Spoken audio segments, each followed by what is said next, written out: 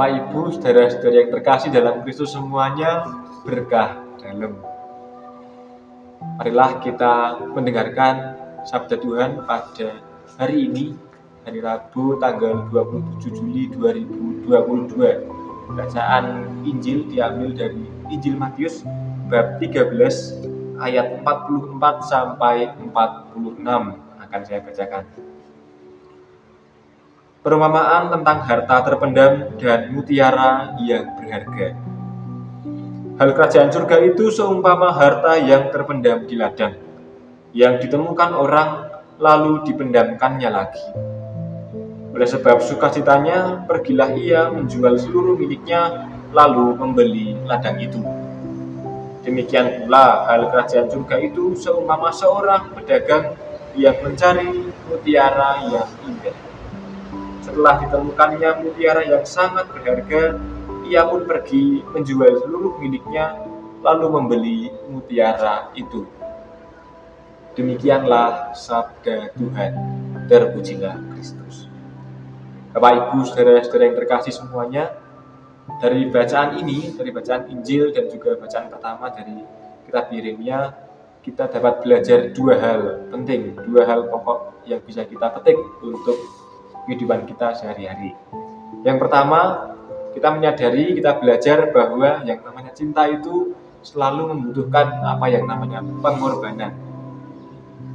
Cinta itu butuh kemauan untuk melangkah dari kenyamanan diri kita. Maka kalau orang mencintai, namanya orang mencintai suatu hal atau mencintai seseorang tertentu, pasti dia akan berusaha untuk memberikan diri seutuhnya, untuk mengorbankan dirinya. Yang penting orang yang aku cintai semuanya merasa bahagia, semuanya merasakan sukacita begitu. Maka kalau ada unen-unen, ada istilah yang akrab kita dengar belakangan ini di media sosial begitu, bahwa cinta tak selamanya indah gitu. Saya pikir juga tidak sepenuhnya benar begitu. Karena cinta itu adalah indah.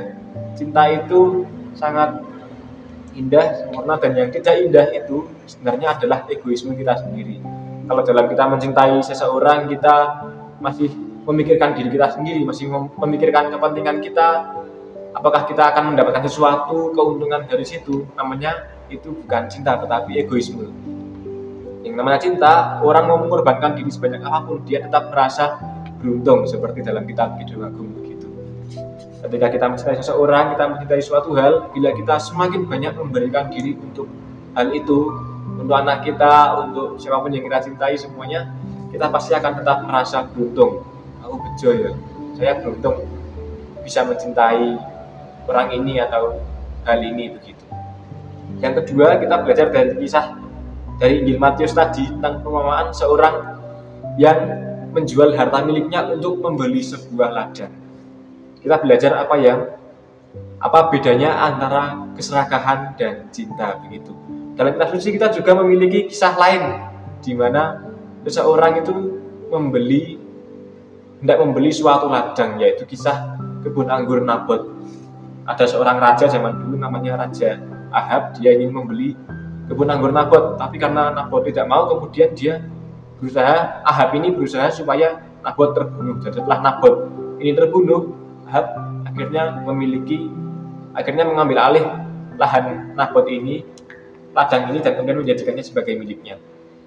Berbeda dengan kisah perumpamaan tadi, perumpamaan tentang orang yang menjual segala miliknya. Jadi dia bukan serakah memiliki ladang itu tanpa usaha, dia juga berusaha dan dia menjual seluruh miliknya, mempertaruhkan segala miliknya untuk membeli ladang itu gitu. Dari sini kita lihat bedanya antara serakah dan cinta. Kalau serakah itu seperti Raja Ahab tadi yang hendak memiliki kebun anggur Nabot. Dia ingin memiliki ladang ini dengan tujuan untuk memperkaya dirinya sendiri, untuk menumpuk kekayaan dirinya sendiri, hartanya sendiri begitu. Jadi keserakahan itu bagaimana caranya supaya saya mengeluarkan daya, saya mengeluarkan pengorbanan yang sekecil-kecilnya, kalau bisa bahkan tidak mengorbankan milik saya, bahkan mengorbankan orang lain tidak apa-apa, yang penting saya mendapatkan keuntungan, fokusnya kepada keuntungan itu. Berbeda dengan kisah perumpamaan tadi tentang harta terpendam dalam ladang tadi. Orang itu berusaha memiliki ladang dengan cara menjual seluruh miliknya. Dia mencintai karena dia menyerahkan hatinya ada bukan dalam apa yang menjadi miliknya sebelumnya, tetapi ada ladang itu. Jadi cinta itu, ketika orang mencintai, hatinya terletak pada apa yang dia cintai, dan dia berusaha, dia mau mengorbankan dirinya untuk hal itu. Maka untuk hari ini pertanyaannya bagi kita adalah, di mana letak hati kita sekarang? Apakah masih ada dalam milik kita, milik kekayaan kita selama ini, atau sudah kita taruh kepada mereka yang kita cintai? Demikian yang bisa saya sampaikan, semoga bisa menjadi permenungan bagi kita semua. Dan akhir kata, terima kasih dan berkah dalam.